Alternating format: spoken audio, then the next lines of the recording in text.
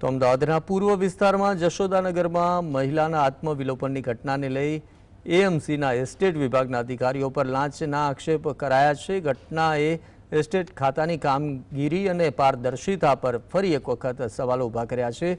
વિપક્ષે એસ્ટેટ ખાતાને સૌથી વધુ ભ્રષ્ટાચારગ્રસ્ત વિભાગ ગણાવી દીધો છે।